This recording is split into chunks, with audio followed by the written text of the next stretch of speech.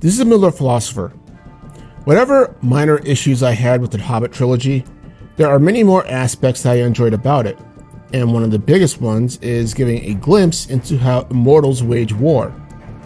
Now, by immortals, I'm referring to the Valar and the Maiar, and any powerful elf using a ring of power, which is also tied to a particular Maiar, Sauron. Middle-earth combat is intense and destructive. Large armies going at it can change whole portions of the land from something beautiful to a place barely livable or recognizable. Just look at what happened to Eriador after the Second and most of the Third Age. They went from being the base of one of the most powerful peoples of Middle-earth to being known as the Wild with few safe places to live in. However, when I read the Silmarillion and the stories of wars between the Valar and even the War of Wrath itself, which, along with elves, orcs, men, and dragons, also included other Maiar fighting on both sides, it was difficult for me to see what such a conflict would actually look like, with only the results of those conflicts being made known, usually being something along the lines of some global cataclysm on some scale. The Lord of the Rings trilogy offers a keyhole into this reality with the entrance of Sauron into the battlefield and during the prologue battle, and the fight between Gandalf and the Balrog.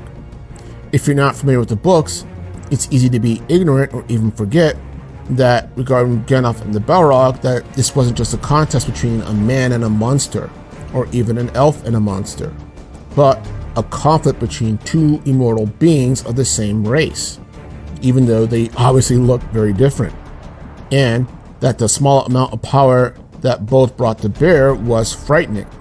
And one strike from Sauron during the prologue battle was clearing out whole swaths of soldiers like they were nothing, while his defeat resulted in his spirit leaving his physical form in a massive explosion that laid out the entire army itself.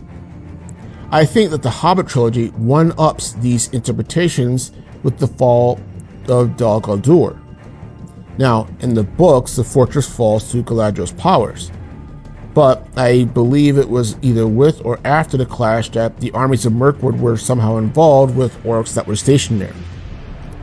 However, in the movie The Battle of Five Armies, it's just the White Council that shows up versus the Ring Race and later Sauron. We are given wide, long-distance shots of their battle as they fight during the night. Flashes of light that look like lightning striking, illuminating the dark shadows of the old fortress, and thundering across the forest. Combatants moving as blurs. Blows that look like normal parries and strikes, having the sheer power of battering rams.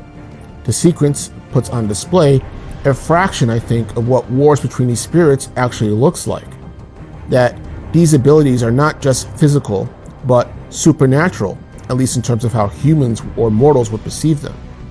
In terms of how their mortals see it, it's just the amplification of their being into the physical force that they're applying. And because that being is greater than the container that it's in, anything that container does appears greater in magnitude or scale. Or, in other words, magical or supernatural. The power of armies is the power over the tangible world. However, the power of the Annuar is over the application of their souls into that tangible world. A bridge, if you will, between the unseen and the seen world. And when that happens, it's pretty much like punching a hole in the wall of a submarine that allows all the power of the surrounding ocean into that small little container of the sub. Thus, it becomes easier for me now to understand the description of the aftermath of these battles, and a little bit as to why these battles would often result in such chaotic global catastrophes that even the most massive armies couldn't produce. But having said that, let me know your thoughts below, and this is the Middle-earth Philosopher. Have a good day.